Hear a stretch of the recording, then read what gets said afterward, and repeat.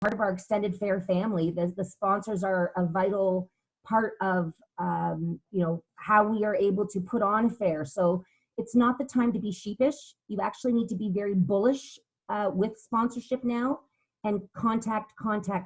So a couple of points on that. If you're not comfortable using the phone, you need to get comfortable with it real fast. So an old technique we used to use when I started out in sales many moons ago is to put a mirror in front of yourself when you're talking if you're not comfortable on the phone, and make sure you're projecting positivity. Smile. It's important that in the morning, on the days that you've really got to turn it on, put something on that you feel good in, like, obviously not your sweats, obviously something that makes you feel professional and positive. And practice maybe on a friend if you're not real comfortable with the dialogue that you've got to have with people. If you're in any way nervous or hesitant, the sponsors will definitely feel it. So practice on your colleagues, on your friends, on your husband, on your wife, on whoever you have, and really connect with people. That is really important. Also make sure that you're contacting sponsors in different ways. So one of the things we came up with at the Norfolk County Agricultural Society is to come up with a sponsorship newsletter that we're hoping to roll out in the next week or two, just to say, this is what's new for 2020. Here's what we're doing.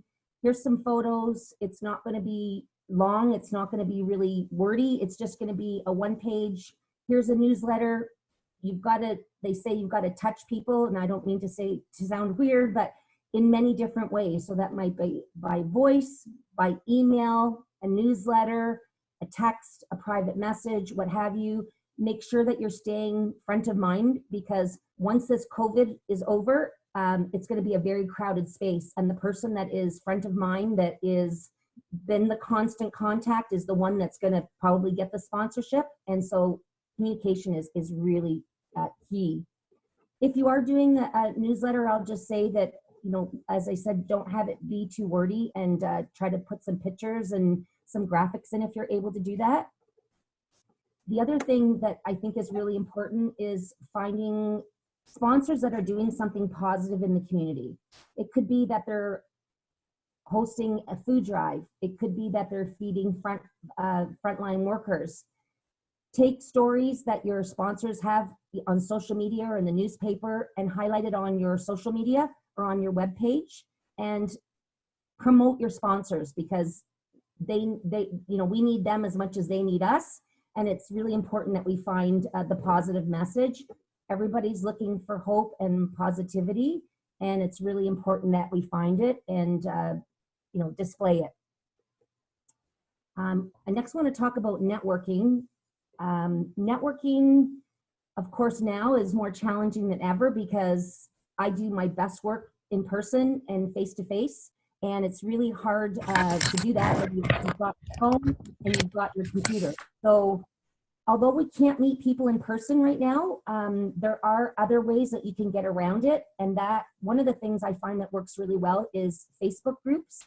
Whether you're creating a Facebook group or whether you're just sort of finding a Facebook group that fits your agricultural society mandate. I'm part of a number of them that are extremely informative and very uplifting. So make sure you're not wasting time scrolling, because we've all been down the rabbit hole 100 times. You don't want to do that. You want to stay focused. One of the things I was talking about before we started the call is we were talking about how you can be efficient with sponsorship now. And I think the main thing is, when you're having to project positivity and talk about some sort of uncertain times, it's really important that you stay yourself, like, mentally positive. So if I can do an hour or two in a row of phone calling or writing custom emails, make sure you're giving yourself lots of breaks to do fun things like I walk my dogs or I get on my bike, or make sure you're keeping yourself mentally healthy so that you can then project that onto the sponsors we're talking with. So use social media, but use it properly. So I've had the benefit of doing a lot of social media training, not that I can create the content, but how to use social media for sponsorship. And that is to make sure that you're not just liking or giving an emoji. Communicate with people. So if you see something that a sponsor has posted, say, I always enjoy coming there. You guys give great service, or say something positive, because they will remember, oh, Catherine Aikens made a comment on this. Oh, that's right. She works for the Agricultural Society. Be authentic, obviously. You don't want to be, too, you don't want to give away false flattery, but make sure you're keeping track of what your sponsors are doing, specifically on social media, and share what they're doing, but really important to comment on what they're doing and give them feedback if it's positive. Before we started the call, my husband said, just one word of advice, honey. You say about 50 times every 2 minutes. So I'm really trying not to do that. I'm sorry. The next thing I want to talk about is, have you ever heard the term, if you can't see people, be seen by people? And one of the ways that we've come up to be seen by people at the Ag Society here is to celebrate National Volunteer Week, which is coming up April 19th to 25th. And what we're doing is a compilation of our volunteer pictures. It's quite moving. You know that the agricultural societies have the best volunteers on the planet. I didn't know that until I came here, because I thought that the food bank had great volunteers and Habitat for Humanity had great volunteers, but they don't compare to the dedication and the multi-generational volunteers that we have at the Ag Society. And so it's really important that we say thank you, and it's really important that we do it, I think, all year, but specifically during National Volunteer Week. And one of the other tips I want to give you too is, as I was saying, follow your sponsors and see what your sponsors are doing. If you find out that they're doing something that's in the community, again, make sure you share it. But more importantly, post photos of your past sponsors and thank them. So we do that in a number of ways, pre-event and post-event, but we're going to be doing more of that in the next upcoming while, so that we can stay front of mind of people and remind them, when you're part of the Norfolk County Agricultural Society, there's lots of extra perks and benefits, and we promote them on a regular basis. So that's something that I suggest that you do as well. And then they asked me to talk about how to attract new sponsors. So I'm always excited about finding new sponsors, because nobody ever wants to get the same amount that you got the year before. I'm always trying to move the benchmark higher and higher. And I hope my general manager is listening, because I just want more and more money every year too. It doesn't seem to happen at the Ag Society. We get paid in other ways, right? But you want to be able to up your game every year, and so that requires you to treat the sponsors that you have like gold, but constantly be looking for new sponsors. I will admit that it's going to be extremely challenging and very tough right now, but you have to look at who's doing well during COVID. Who are the sponsors that you could go after now who have prospered or have not, who might be on a hiring blitz or might be expanding their business? And some of them will vary depending on the size of your organization and the size of the area that you're in. In Norfolk County, we have approximately 65,000 people in the whole county. It's a very large county. It's very spread out, but we do have sponsors from every sort of genre that you can think of. New ones. So make sure you do your background. Make sure before you approach someone, you take a look at their Facebook page, their web page, their LinkedIn page. Are they prospering, or are they having the toughest time ever and laying off all their staff and closing, places down? Those obviously are not the ones that you want to go after now. You want to go after what they call the low-hanging fruit. So anybody that your agricultural society spends money with, you definitely want to make sure that they are a sponsor and that you've asked them to sponsor.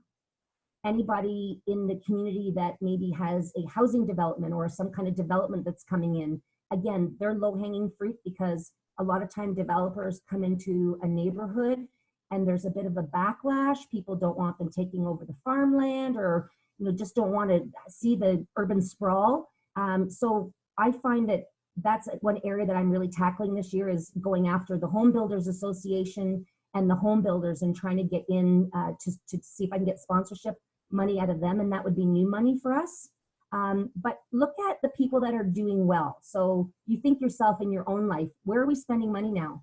Grocery stores, drugstores, some restaurants still. My husband is part of an essential service and his business is booming.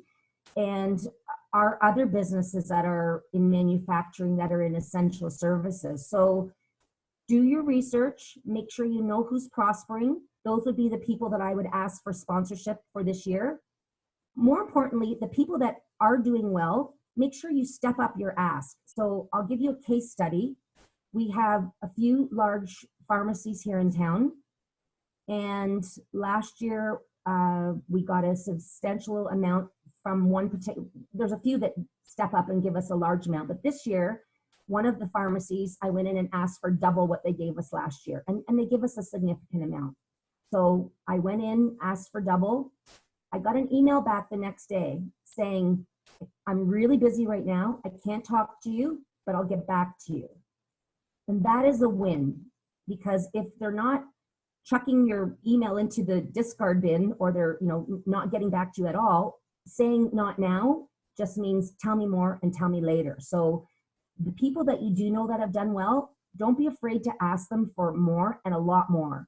And all they can do is say no, and you can negotiate with what they can give. It's really important that you grow the people that you know have done well and that you already have a relationship with. People that have done well are going to want to give back to the community, and they're going to want a way to say thank you post-COVID. So make sure that your sponsorship is the vehicle that they choose to say thank you to the community. And there's no reason why that you can't maintain or grow your sponsorship at this point. It's a matter of ask everybody you know, ask your coworkers, ask your board members, ask anybody, your friends, your family, who do you know that has done well? Who do you know that might want to sponsor the fair, might want to sponsor my event? Now's the time to be very bullish. It feels natural to want to hide a little bit and be a little bit scared, but that is not the time for it now. If you are in the sales department, sponsorship, development, whatever you want to call it, now's the time that you've got to be very bullish. Contact people, ask them in many different ways. And again, let your sponsorship package be the one that they use to say thank you to the community and get their business back going again. So that's my presentation, and I have lots of time, I think, for some questions, and unless, Christina, how are we looking for time? I think we're good. I think what we'll do is maybe we'll take 3 questions right now, and then we'll jump to Kim. And then if I don't get to your question right now, guys, certainly we'll get them through at the end. But if you did come in while you were talking, Catherine, first of all, fantastic presentation. You said maybe twice, so don't worry. So the first question we had was Carol. She's asking, how do you handle contacting a sponsor that you know is currently closed, like the dentist office or a hair salon? Should you still ask sponsorship from them if you know they're closed and don't have income that they normally would, or what would you do? It's a good question. Absolutely. Everybody's monitoring their email. If you're a part of a profession, you're monitoring your email. You have to. People are going to want a way to contribute, to connect once this is over. So absolutely send to them. But like I said, know your audience. So a dentist is not going to run out of money in 3 or 4 or 5 months, right? But the little guy that makes pizza, that it's him and his wife and his kid, that might be someone that you step away from. So know your audience, but if they're professionals, absolutely, or they have capacity, absolutely ask. Perfect. Okay. Then Winnie asked, and a few other people brought this up in the conversation, I find it difficult to solicit sponsorship when we're not sure our fair will come to fruition. So the fair itself might not happen. What are your thoughts there? Well, we've had a lot of conversations over that, my general manager and I, over the last little while, and with the staff. we're still full steam ahead. We still have 6 months, 5.5 months before our fair happens. We're lucky we're one of the last fairs in Ontario, I believe, to happen, other than the Royal. And we're full steam ahead. Until we get other information, I'm full steam ahead. Perfect. And I guess, so a few other people have been asking, I'll tie it into one question. So you're not sure if it's going to run. What about the people who have canceled their fair and already have sponsors, or the people who have had sponsors withdraw their sponsorship, but you haven't canceled your event? So I'll first answer the first part of the question, which was, I believe it was if they've already committed to your sponsor. Was Yes. the first half of the question? So nowhere I think it's really important to see how you word your contracts or your agreements. Maybe you don't use the word contract, but you have the word agreement. It would depend on what you've said in your agreement to people as far as how you're going to handle it. What we're saying is, if people said, like a couple of the larger sponsors have said, what happens if you don't have a fair, or what happens if you have a modified fair? And we have a standard response that we give, which I can certainly share with you, Christina, which they can copy and paste it into email, or I've said it so many times now verbally that I've almost got it to memory, but I don't want to go off my memory. And nowhere, in no shape or form, do we use the word refund. Fair enough. Okay. So they were saying, what do you do then? So what we do is the options are, there's a number of options. So we would say that each one would be handled separately, that it would be customized for depending on the level of sponsorship. It would also depend how much of the activation we've done already. So we had an event that we had to cancel in March and also in April, and we had the sponsors already gathered for both those events. At this point, I don't believe we've given one dime back, because we had already done the social media activation. We had already done some other promotions. So the sponsors basically all just said, it's okay. It's the Agricultural Society. Don't worry about it. There's one person that I haven't heard back from. It's a manufacturing that when it first happened and the event got canceled, I reached out to her, of course, right away. And she said, we'll talk about it later. Well, later still hasn't happened. For some of those people, maybe you'll use that money for next year. Mm-hmm. Yeah, For some of the people, maybe you can pivot that sponsorship to another event. There's so many different things that you can do. And so it matters if your event if it got canceled like a month before, or if your event 6 months from now. It really is a customized response depending on where they are in the sponsorship cycle, but absolutely no refunds. Okay, fair enough. And I think just part B of that was, what do you do if sponsors withdraw their funds, or withdraw their commitment to sponsor? You have to be very gracious, and you want them back. So people have the right to do whatever they want with their money and their sponsorship. You never want to get, down or negative with them. You just hope that next time they step up, maybe it'll be double. Fair enough. Okay, great. Vince, I think I'm going to hold off on the questions for now. I'll hand it back to you maybe to do your thing.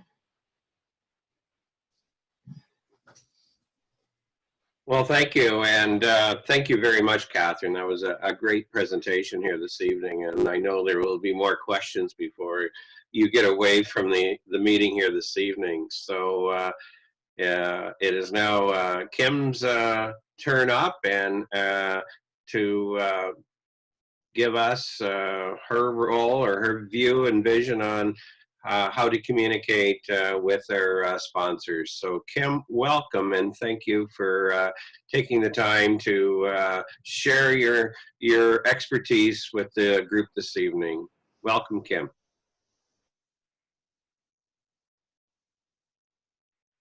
Just unmute yourself.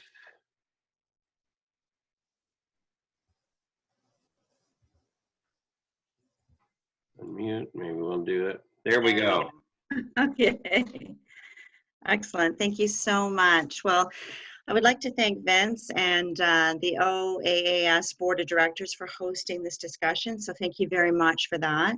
And I want to thank Catherine for the great information that she shared, and the points that she made were very relevant. And there's a bit of a crossover that we're going to have with my discussion too. So we're definitely on the same page. The focus on my part of discussion is going to circle around communicating with your current sponsors or your partners, and why that's going to, all of this great groundwork will help you for the future. So especially if you've got donors that are a little bit dancing on the edge of what should we do and are we going to continue. Some of the things I'd like to talk about lay the foundation so that your sponsors or your partners want to continue working with you. So if we can hit the next slide. I think that one of the biggest questions on everybody's mind right now is, will our sponsors give? And should we get in touch with them? And is now the right time to do discovery calls with all of our partners? We hit the next slide. The resounding answer to that is yes. So sponsorship and fundraising, it's all about relationships. People give to people. And right now, it's about adapting to the current situation that we're all in. And adaptability is definitely the key word. So how do you get started? So we'll go to the next slide. So one thing that Catherine touched on as well, and it's about propping up your partners. That's the number one thing that we need to do right now. And the first step to do that is to set up a communications calendar. So it doesn't have to be fancy, it just has to be functional. So you want to be strategic with your approach to communication and less reactionary. So you're going to plot out every contact point or touch point that you have with your sponsor. You're going to schedule all of your media posts so that you can give your partners and your sponsors shout outs. So I'm going to talk more about this as we move on, but you'll also schedule check-in phone calls. And I know Catherine had mentioned some phone calls as well. So we'll talk about that in a little bit. But finally, it's about stewardship, which will include thank you emails and your next steps. But the most important thing is make sure that everyone on your team has access to this calendar. So everyone knows what avenues are being used to communicate with each sponsor and what the next steps are in that process. As a result of that, you and your team will be communicating with purpose. Step 2. You're going to start stalking your partners on social media. And I know this is something Catherine touched on as well. But you're going to use the assets of your organization, and that's Facebook. If you have Instagram, I'm not sure how many more people have used Twitter anymore, but your website as well. And you're going to use these to prop up your partners. So just like Catherine had mentioned, but some of your partners might be local restaurants. I know we've got quite a few local restaurants in our area offering curbside service. Maybe there's a banking institution that's a partner right now. And right now I know that many banks are providing funding for social service groups. So give them a shout out, but do it from your own fair page so they can see you in action. So share their pages or create your own post.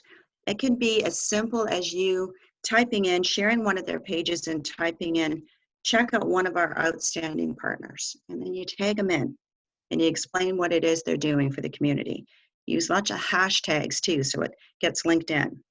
And even better, if they are a partner that is community minded in their approach to helping people in the crisis, give them a big shout out. Whatever it might be, your job now is to prop them up. So number 3 is the most important step in this, and that is your analytics. When you share a post or you create a post, keep track of the number of shares and likes and comments and overall engagements that your post receives, because trust me, we're going to use it later. So now is the time for us to reach out to your partners, let them know that you're thinking of them. And I like to stick to 4 basic elements when we do this. So we'll go to the next slide. This is your mindset. This is the power of flexibility. If you're flexible, then you can adapt. So approach everything now with optimism, because this will end. And as I tell my clients, the situation that we're in right now is only for now. It is not forever. And our work still continues. So in this current crisis, it has everyone feeling very concerned and very unsettled. So it is the power of calm that can raise the confidence of everyone else around you. So when you talk with your donors and your partners, really listen. You may learn more than you ever knew before. The most important thing is be the calm. You are their sounding box right now. So here's your takeaway piece of this. Your mindset and your positive focused outlook, it's going to get you and your partners through this. We'll do the next slide.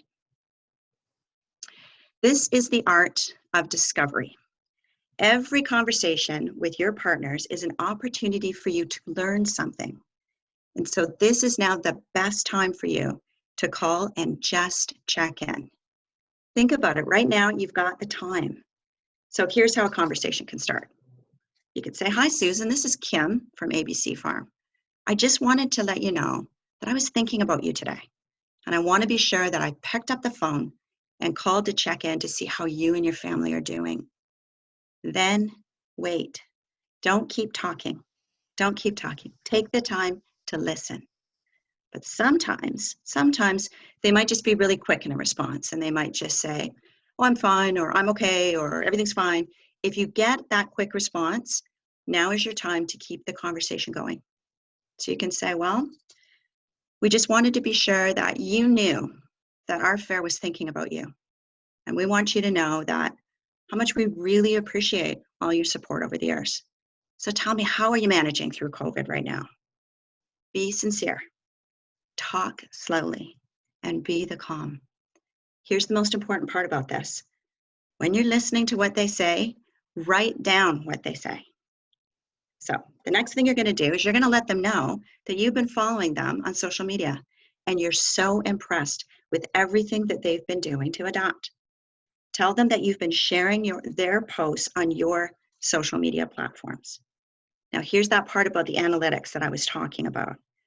Because you've already been sharing some of their posts and their info, you can tell them, "You know what, I got to tell you, the last post we shared on our Facebook page had 60 shares and 40 comments and over 1,200 engagements. Not sure if you know, but our Facebook page has over 5,000 followers."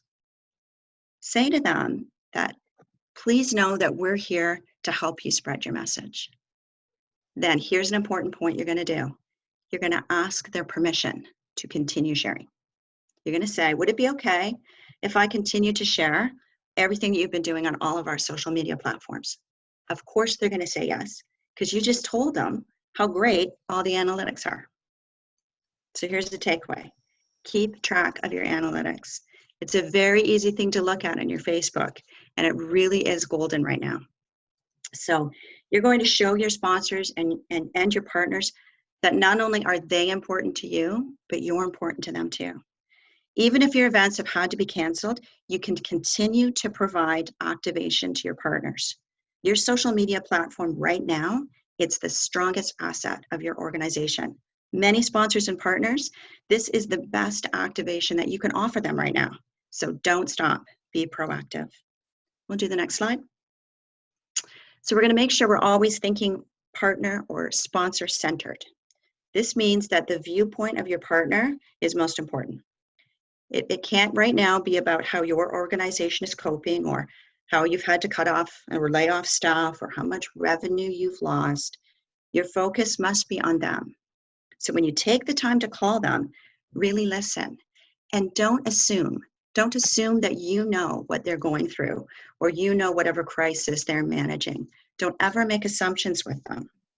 That's why I've put this image on the slide, because I always refer to this as sometimes a sponsor just needs to empty their glass and fill up your glass. And you know what? Sometimes you just got to let them do that.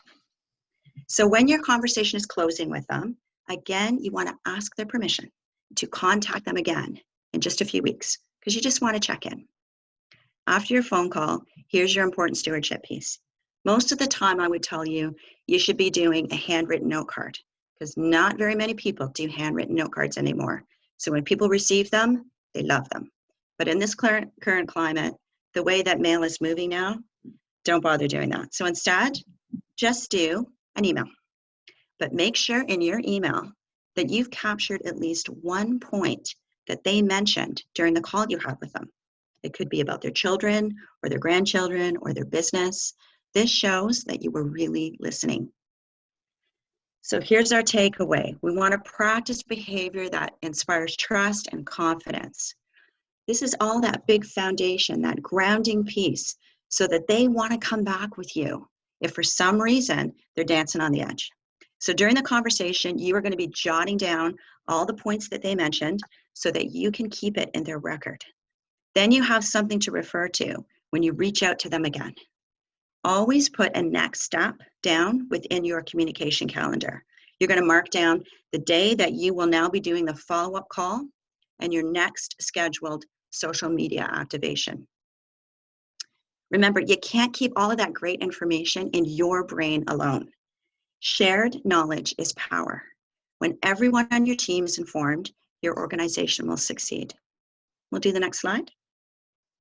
Now, here's the part where you're going to be doing some planning, because I always say that a goal without a plan is just a wish. So develop and deepen your partner prospect pipeline. Since you can't meet face-to-face with your partners right now, you've got time to work on your pipeline. So here's what you can focus on. Is your prospect list prioritized? Do you have some written strategies for each of your prospects?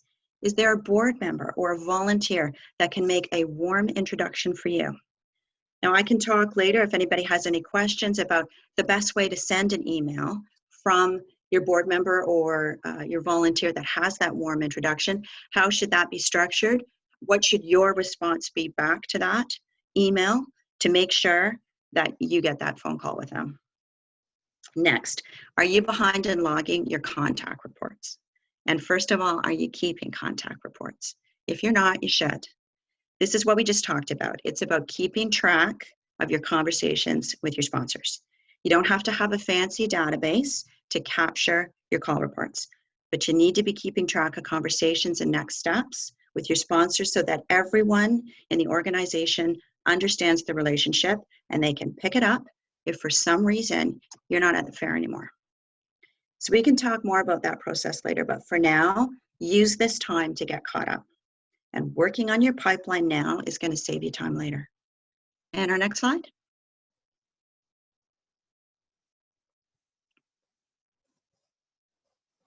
Are you okay to move to the next slide, Vince? There we go. So this is our bottom line. Oh, one more. There we are. So even in these uncertain times, you can adapt your sponsorship acquisition and stewardship methods to move your organization forward so that you can see some success. Start with your mindset. This is where the power lies. This is where you want to be the calm. Enjoy the calls that you have with your sponsors, because human connection is really important right now. And make sure that you're reaching out to everybody, even those small businesses as well. Reach out to them. Even if you think, well, they're not going to be able to give to us, make sure you're reaching out to everybody. Everybody in your pipeline is really important right now. Use the time wisely to get prepared and get organized. Remember, this is just for now, it's not forever. And be centered always. Follow up with strong stewardship and send them a note of thanks after your call. In times of uncertainty, people are craving certainty. So be clear and proactive in your communication.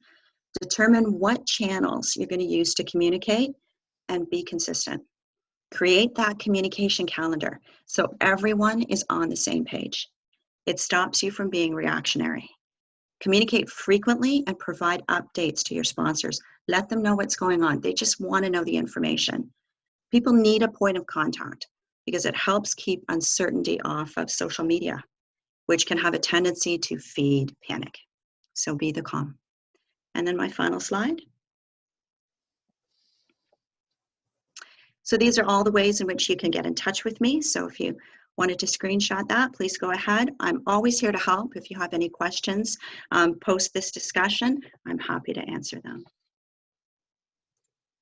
Great, thanks so much, Kim. Another great presentation, a lot to learn, and I feel you spoke so calmly and so eloquently as well. I feel I need to try to slow down. We'll see if that lasts. So we'll open up to the question period. for those of you who have any questions for either Kim or Catherine, please type them into the chat box, and we can read through them and get some feedback. So far, we're getting some people saying great presentation. I'm wondering too, let me just double check my notes. For those of us who don't have contact reports, what does that look like? So I have a contact report that I've developed, and it's really, really simple. So what you want to do is you want to say, obviously, who had the visit, who were you visiting with, who were the people that were on the call, obviously the date, time. Really important to know the place. You know, right now, of course, we're not able to do that at, say, restaurants or coffee shops. But what you can generally find out at times is, what is somebody's favorite restaurant, or what's their favorite coffee shop, or things like that. So knowing the place of where you had the meeting sometimes is just as important. And then the next part you're going to talk about, very simple. You're just going to talk about what was the purpose of the meeting, what was the conversation that happened, were there any materials that you brought, were there leave behinds that you left with that donor. Most important too, always, always, always, next steps. When you have any kind of a meeting or a conversation, even if it's now on Zoom, any kind of conversation that you have, you always want to have a next step. You want to ensure that you've got the next meeting set up with them. So make sure you've got that structured into your conversation. But the call report is just very simple. It gives you that great grounding and bit of information so that when it's time for you to pick up the phone and call them or see them or do your next step, you refer back to that call report so you can see exactly what it was that you talked about. You know, perhaps it's things that you had promised to deliver for them, that type of thing. That keys you back into what that conversation was all about and what you need to do when you see them again. Fantastic.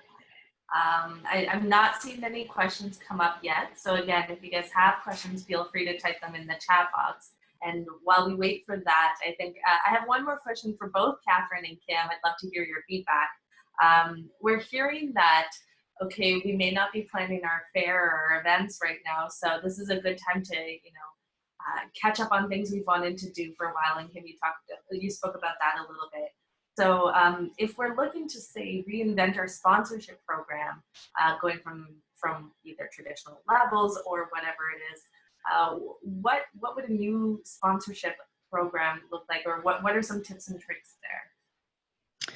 Well, for me, I think it's really important. What I always stress with my clients is when you're putting together a sponsorship package, stay away from the gold, silver, bronze. It boxes you in and doesn't allow the customization or creativity that you might get from your sponsor. So when you're putting your package together, the most important thing that I talked about too was your analytics. Make sure you have a really good understanding of who are the folks that are coming to your event. What is the age group? If you can get and figure out what is the general range of their salary, perhaps what cars do they drive? Do they own their house? These kinds of things are really important when you're putting together a sponsorship package, because then when you are now putting that in front of your potential sponsor, they're going to look at that and figure out, is this my audience? Because at the end of the day, it's what can you do for me? That's what a sponsor is thinking. They want to make sure that it's all about client acquisition for them as well.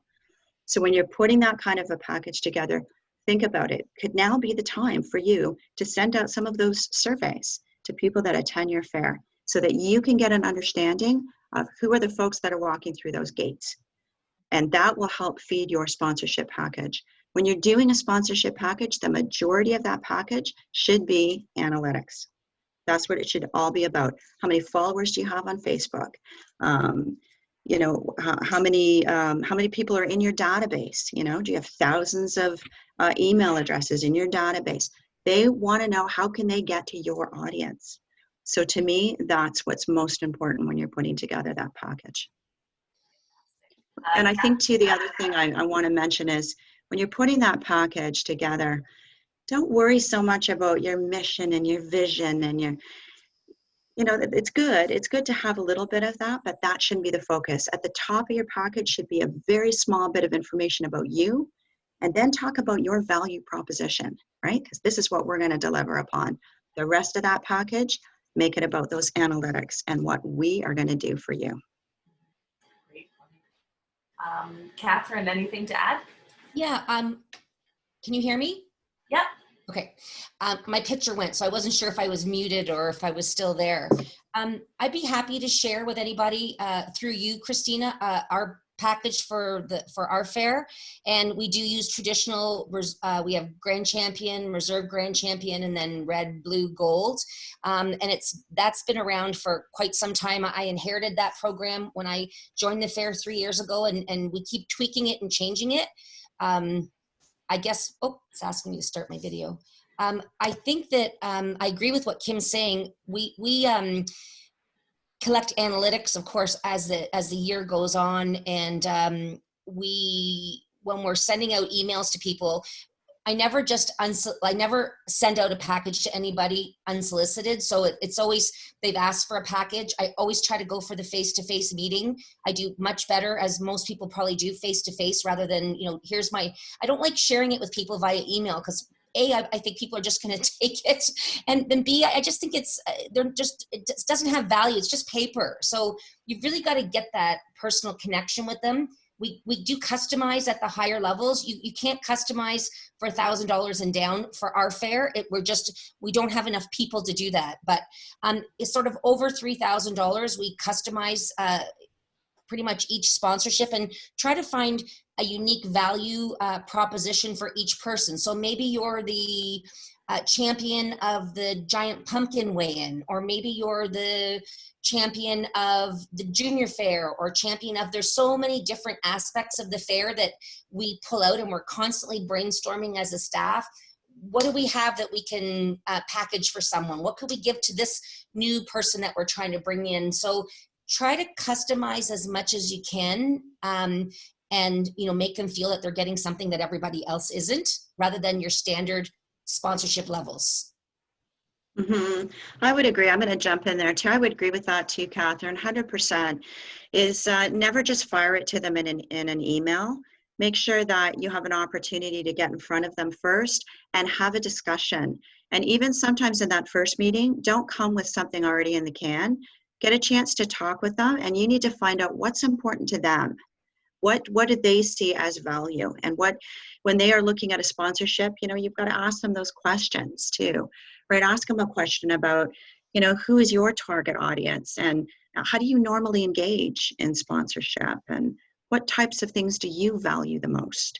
And, what's the most important element of a sponsorship package for you? So get some of that information, take lots of notes, because the more times that you get to talk to them and you're in front of them, are more touch points that you have with them. And those are so important. So make sure you're having the conversation first, figure out what's important to them. Then you can go back and then you can start to customize what that might look like. But it's always based upon what's important to them. And just to add one last thing to that, it's amazing. I ask a standard question every time, and it just surprises me how often people say, well, nobody's ever asked me that before. And I say, what would you like this sponsorship to do for you?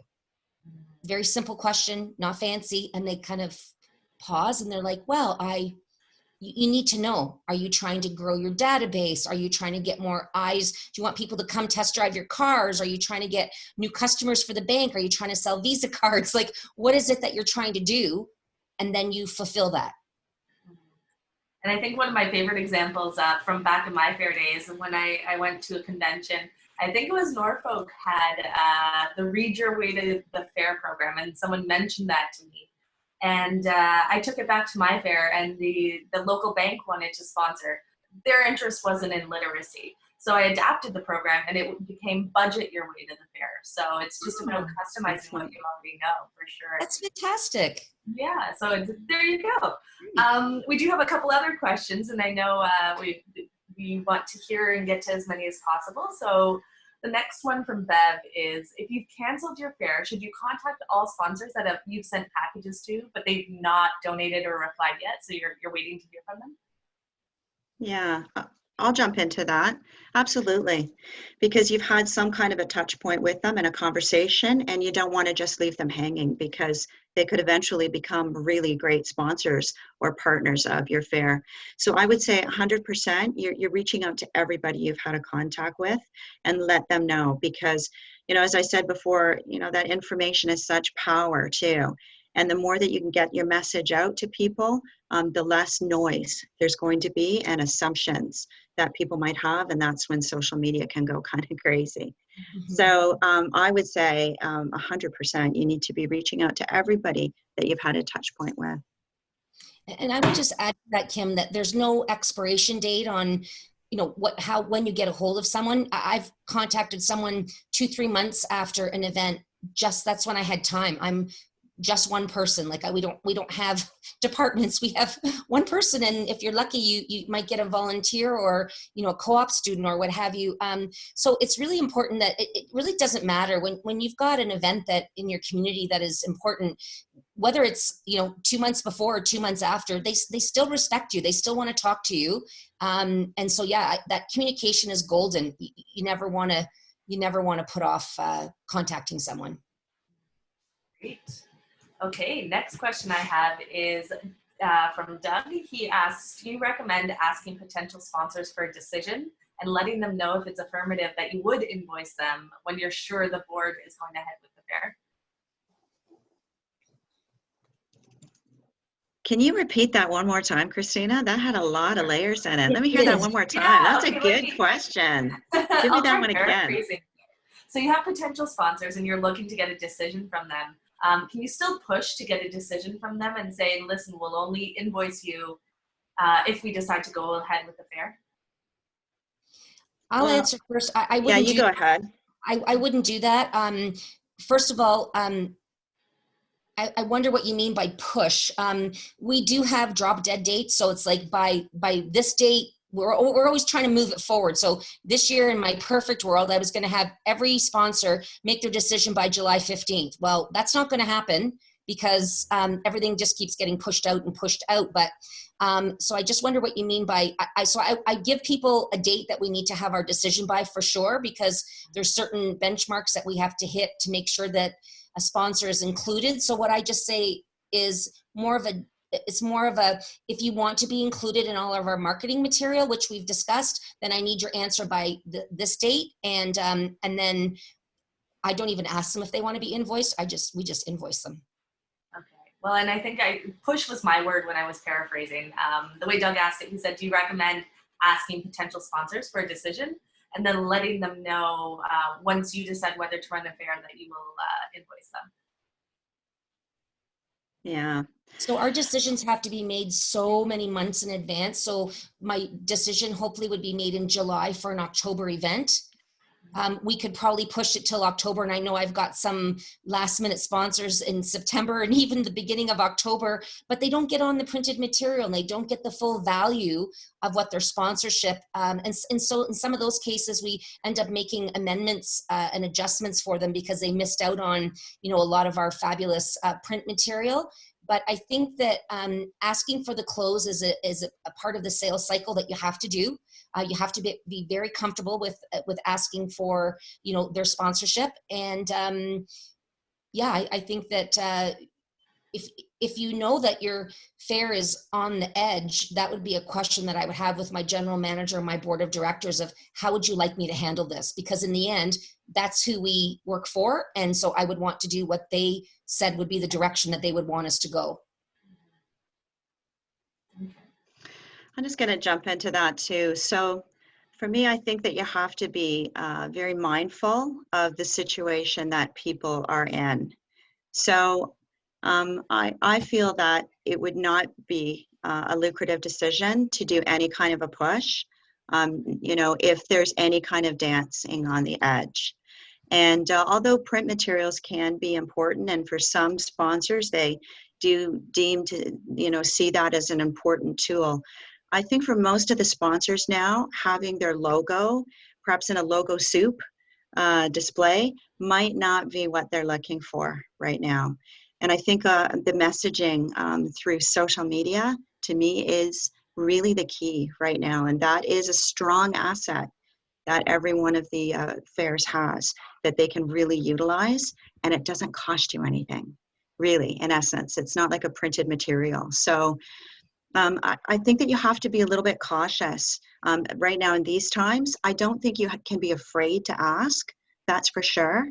But I think that if there is any kind of concern that you might not be moving forward, I think you have to just be really mindful of that and be, just be a little bit looser, I think, in terms of how you want to bill them out or invoice them for the sponsorship. So, these are just really different times for everybody right now, and it is that sense of uncertainty.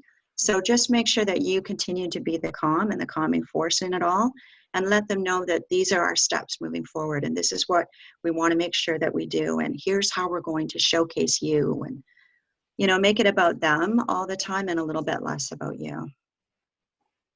And I think you both have said it. It's the one-on-one conversations as well, and using that relationship and maintaining that. Absolutely. I do have 3 more questions that have come in. So we'll try and answer them quickly. And if there's any others, quickly feel free to send them in. So we have someone who asked, this is a short one, I think. Do most people that have paid staff have the staff do the sponsorship, or is it usually a volunteer role when you're talking about average size fairs? Catherine, do you want to go with that and talk Sure. about your experience? Yeah. So I only have experience with the fair I'm with, Norfolk County Fair. We have 9 staff. We have 7, 8 people in the office, and then we have a grounds manager, and we have a person that does our maintenance. So I am the development department, though. I'm a department of 1. I work hand in hand with our special events coordinator and our marketing manager. So we probably have a lot more staff than I'm assuming most of the people that are on this call. And so I've worked with organizations that are very grassroots that have 1 staff. And a lot of times I was the one paid staff person that worked with all the volunteers. And so there's nothing wrong with having a volunteer, call. We're lucky that I'm lucky that I have my role and that we are able to do that. I'm always looking to grow what it is that we do and try to grow my department. But if you just have a volunteer group, just make sure that everybody's on the same page and basically everybody's telling the same story. That the worst thing that you can do is promise one thing to one sponsor and another thing to another sponsor, because they all talk. They all know what everybody gets. We're very mindful of that we make sure that there's a quality amongst the levels. But yeah, a lot of fairs I would imagine have all volunteers, and that's great. Your volunteers are more compelling. I get paid to fundraise or paid to do sponsorship. So when a volunteer is making a call saying, I love my agricultural society, I love my fair, won't you please give us $250 or $500? It's way more authentic, I think, than myself who gets paid to do it. Yeah, I'm going to jump into that too, for sure. And I think it is really important that you utilize your board members too. If many of you do have board members, utilize them. They should be really strong advocates for you, for your fair, and they can really help introduce you to people. So think about utilizing them to make those great warm introductions. And that can simply be done by emails too. And then when they can see you in the conversation. Then when you respond back, you make sure that, the subject line is, Bob Smith suggested I reach out to you. In the email that you send to them, you refer back to Bob. Bob and I were having a conversation, and he really thought I should be reaching out and talking to you about things that are happening at our fair. And so you do that kind of relationship back and forth, but, they are your advocates, and board members want to help in some capacity. So utilize them in that way. But another way you can utilize them too is get them to make phone calls for you too, as long as they're scripted and that they can be really great on the phone, right? And everybody should know their board members fairly well. But you know what? Get them to reach out for you too. They can do thank you calls for you. They could do some of these, sponsor calls, just the check-in calls. Utilize them as well. That would be something I would suggest that you do too. And, you know, a lot of shops do have just one person that's doing most of the development work. So, you know, use your volunteers, use your board members to help you make those solid connections in your community. But 100% get information back from those board members or volunteers of the conversation they had, and get that back into your logs, your contact reports, so that you know what they said, maybe what they promised, and what the next follow-up step should be. We also had someone ask if canceling the fair is the only or best option for this year. Would it be an option to still ask for sponsorship to do building or ground improvements? And if you can still find a way to give visibility for it, would be the trade-off. What do you guys think? I'm sorry, Christine, I really couldn't hear the question. Sorry. So if canceling the fair is the only option, can you ask your sponsors instead to sponsor building repairs or things like that? As long as they get the same or different visibility, but still valuable visibility? Yeah, that's something that we've definitely discussed. As I said, you know, each would be sort of treated separately depending on the value. But another thing that you can consider is if somebody makes a pays sponsorship and your event doesn't happen, you could consider giving them a tax receipt for their donation. It would then be a donation, not a sponsorship.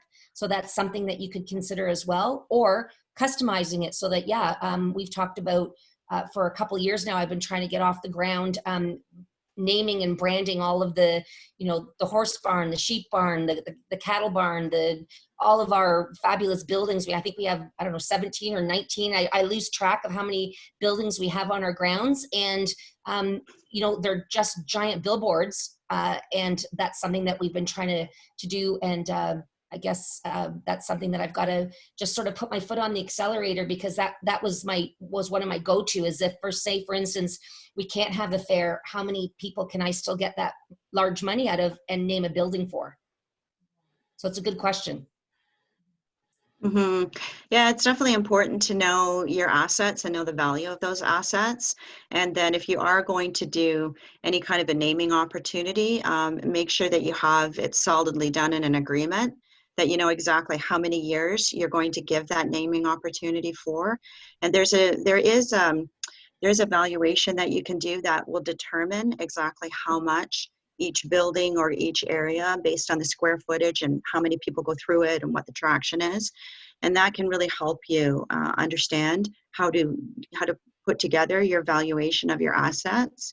But I also think that's an interesting question that person asked, because I think that what you have to think about, and I'm going to talk a little bit more like a fundraiser, but you always have to think that you're always in campaign, really, right?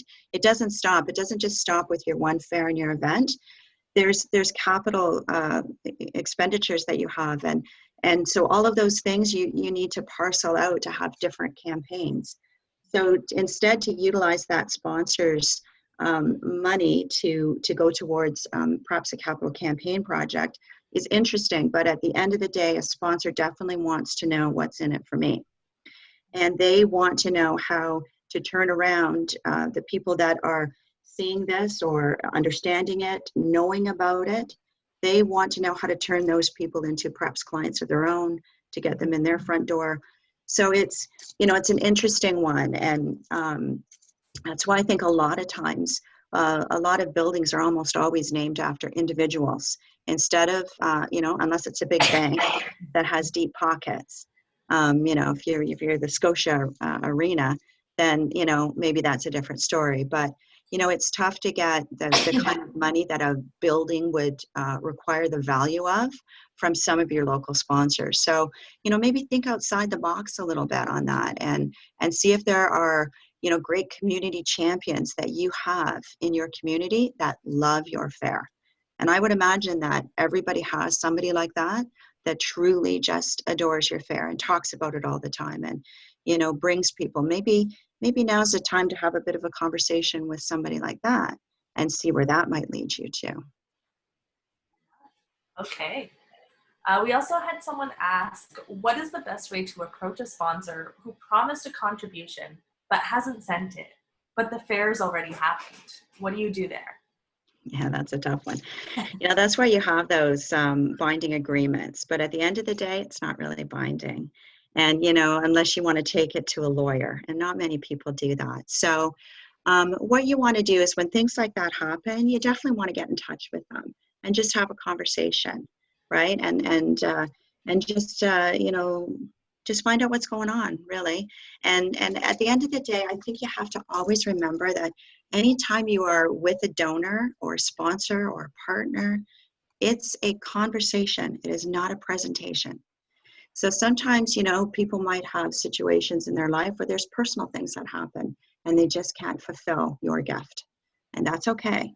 But what you need to do is make sure that you're in touch with them on a fairly regular basis so that you know what's going on with them too. And that's why that communications calendar is so important, is then you are logging exactly all of the communication you're having with them and you know what's going on. But occasionally that does happen where they don't fulfill what their gift is, but that's why you gotta be able to talk to them. You've got to be able to meet with them and have a better understanding of what's happening. And then there's some times when you just have to walk away. And that's okay. It happens. I really try to see the person. So I might, as opposed to booking a meeting to talk about their outstanding invoice, maybe I'd see them at a Chamber of Commerce event and just take them to the side and say, hey, I'm just wondering if you were able to, cut us a check. And a lot of times it's just, it's not it's not that they're slighting you. It's just that, they have a lot of other competing priorities. And I know that this year we were very fortunate. We got 100% of every sponsorship dollar that was invoiced. We got it all paid. But I will tell you that the last sponsor paid 3 weeks ago for a fair that happened in October. So last year. So, sometimes people are slow, but in the end you get the money and hopefully you can invoice them really early the following year. And, people know that the money is due before the fair, because you have to remember when the fair happens, we've fulfilled our end of the bargain. We've done everything we said we would do. We've given them everything that we promised them they would do. So at this point, you've got nothing from them. So we use lots of different strategies, and sometimes it's not me that's going after and asking for the money. It would be someone else, because I only want to try to be associated with positive news and good things happening. I don't want to be the collections person. So we would have somebody else make that call. And maybe you can almost soft approach it a little bit too. If you do see them out at an event or a meeting, and you can have the great conversation and let them know, especially if the event has already happened.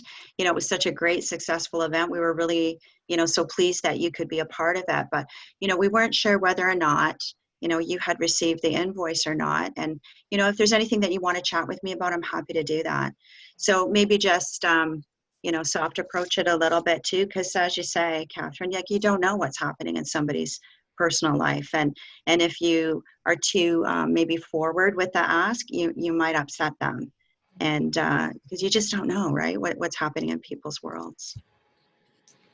Great. I think I'm going to wrap up with one last question that I received, and I'm going to try and we'll see. So the question is, I'm still certain of the message. Most of us have no certainty of holding a fair. So what should our ask be?